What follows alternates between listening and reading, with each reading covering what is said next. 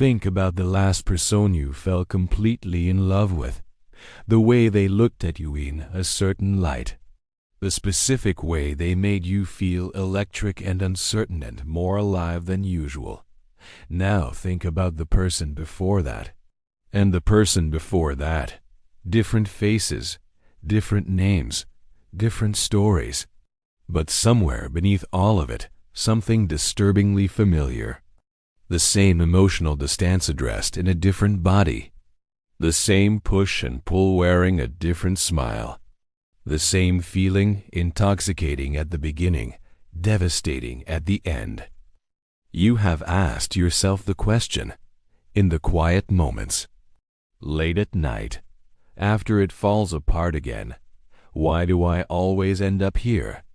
Why does my heart keep choosing the same kind of persona, matter how many times the choice costs me everything?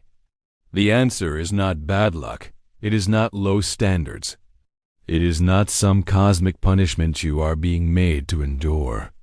It is science, specific, measurable, deeply embedded in the biology of how human beings experience desire. And once you understand it, you will never look at attraction the same way again. Every human being carries what psychologists call an attraction blueprint, an internal map built in childhood of what love is supposed to feel like, not what love should feel like. What it actually felt like it first time you experienced it or tried to. This blueprint is not constructed consciously. It is assembled from thousands of small moments, the way your parents showed or withheld affection, the emotional temperature of your earliest home, the specific combination of safety and longing that characterized your first experience of needing someone. And here is the part that changes everything. The blueprint does not record what was good for you. It records what was familiar. Familiar and good are not the same thing. A child who grew up with a parental was warm but unpredictable, affectionate one day, emotionally distant the next, does not grow up searching for consistency. They grow up searching for its specific emotional frequency, the warmth and the withdrawal, the closeness and the distance, the feeling of almost having someone and spending all your energy trying to close the gap. Because that feeling, as painful as it was, is what love felt like. And the brain, in its relentless pursuit of the familiar, calls that feeling home. Here is where the science becomes almost unbearably romantic and almost unbearably cruel at the same time. When you meet someone who matches your attraction blueprint, someone who feels familiar at a cellular level, your brain does not respond with caution. It responds with chemistry. Dopamine floods the reward pathways. Norepinephrine sharpens your focus, making them feel like if only person in a crowded room. Serotonin drops, creating the obsessive thinking that makes you check your phone every 4 minutes waiting for their message. Researchers at Rutgers University found that the early stages of romantic attraction active the same neural pathways as cocaine addiction, the same regions, the same intensity, the same desperate need for more. And just like addiction, the substance that produces the high is not necessarily good for you. In fact, the research suggests that the more intense the initial chemistry, the more likely the relationship is activating old wounds rather than building new health. The person who makes your heart receive the moment you meet them, who feels like recognition, like coming home, like something you have been looking for without knowing what you were looking for, is often not someone new. They are someone familiar, dressed in new clothes, carrying a different name, but vibrating at the exact frequency your nervous system was calibrated too long before you ever met them. This is not a failure of your judgment. It is your nervous system doing exactly what it was built to do, finding what it recognizes, and calling it love. Psychologist Harville Hendrix developed a theory called Imago Theory, the idea that we are unconsciously drawn to partners who carry the emotional characteristics our earliest caregivers, not their best characteristics, their unresolved ones. The parent who is loving but critical, produces an adult woe, is mysteriously drawn to partners who make them feel simultaneously valued and inadequate. The parent who is warm but absent produces an adult woe, falls hardest for people who are emotionally unavailable. The parent who is passionate but volatile produces an adult woe, mistakes intensity for love, who needs the storm to feel the electricity. This is not a flaw in you. It is the psyche's attempt at resolution. Because somewhere beneath the attraction, beneath the chemistry and the longing, there is a wound that has not been healed. And the unconscious mind in its profound and misguided wisdom keeps presenting you with partners who recreate the conditions of that wound. Not to torture you, to give you another chance to finally heal it. The problem is, the same wound in a different person does not heal anything. It simply reopens what was never fully closed. And the cycle continues until you stop choosing with the wound and start choosing with something else entirely. This is the part that nobody wants to hear, but it is the most important part of this entire video. The person who is wrong for you does not feel wrong. They feel exactly right. They feel like recognition, like electricity, like the universe finally listening you what you asked for. The person who is right for you often feels the opposite. Safe but not exciting, kind but not magnetic, present but somehow less intoxicating than the person who keeps you constantly uncertain. And you have probably this miscegenally good partner's best. The connection felt too easy, too calm, too available, too healthy. Because your nervous system, calibrated to the specific frequency of emotional push and pull, reads calm as boring, reads availability as desperation, reads consistency as lack of passion. It has been trained to believe that love should feel like longing, that desire should feel like hunger, that the right persons will make you feel slightly off balance, always reaching, never quite arriving. This is one of the most heartbreaking truths in all of relationship psychology.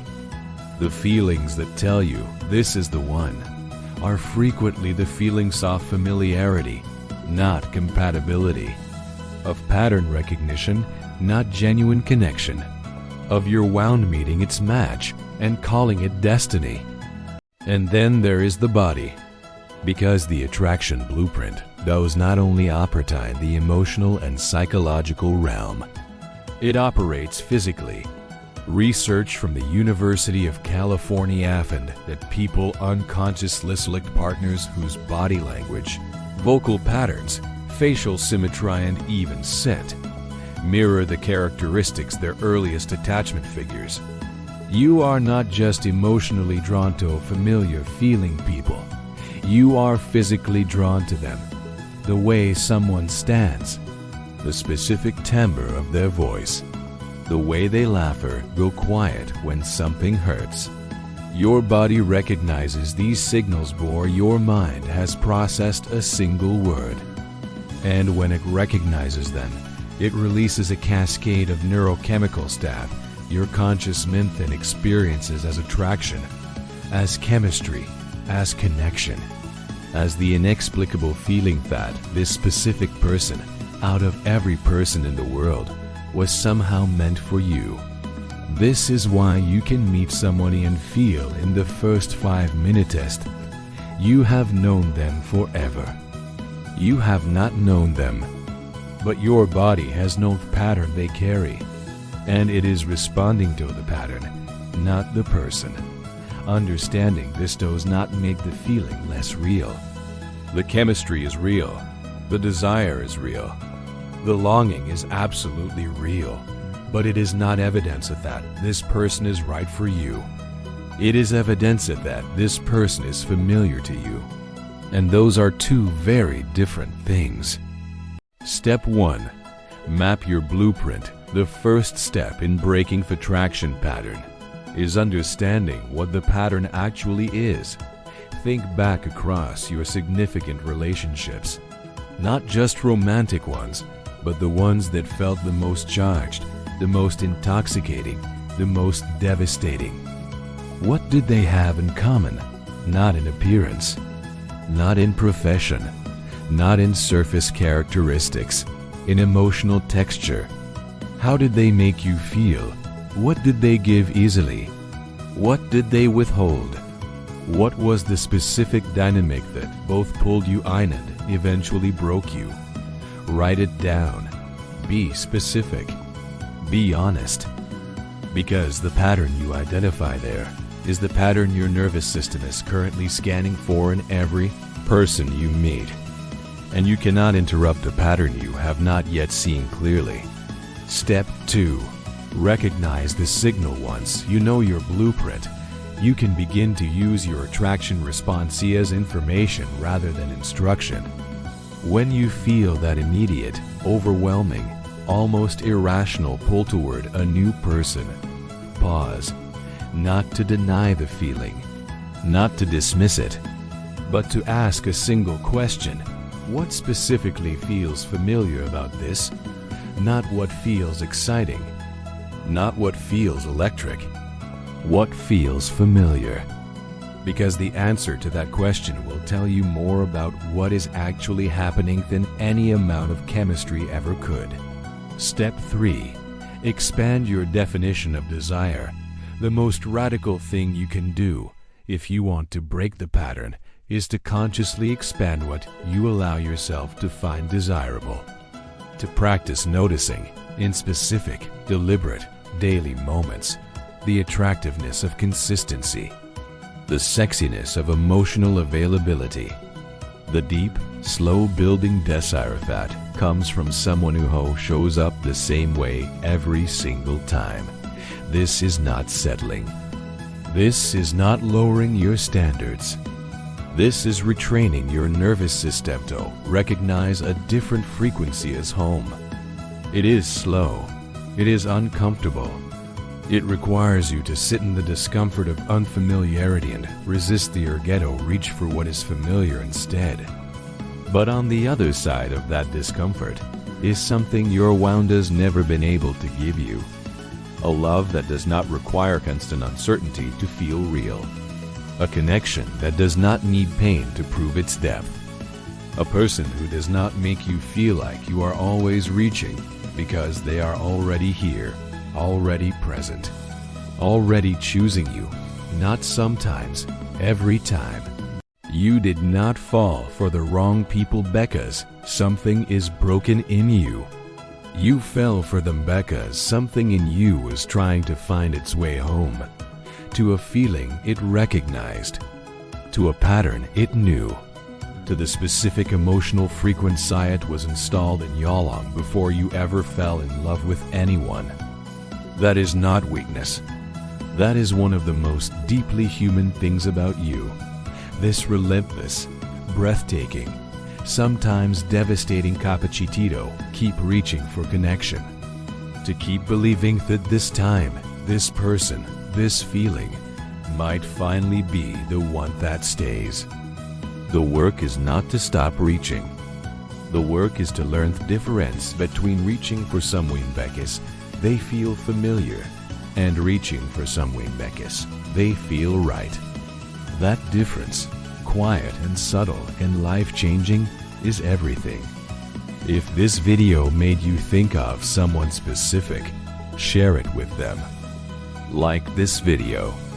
Subscribe to Sakura, because the most important love story you will ever understand is the one your heart has been trying to tell y'all along.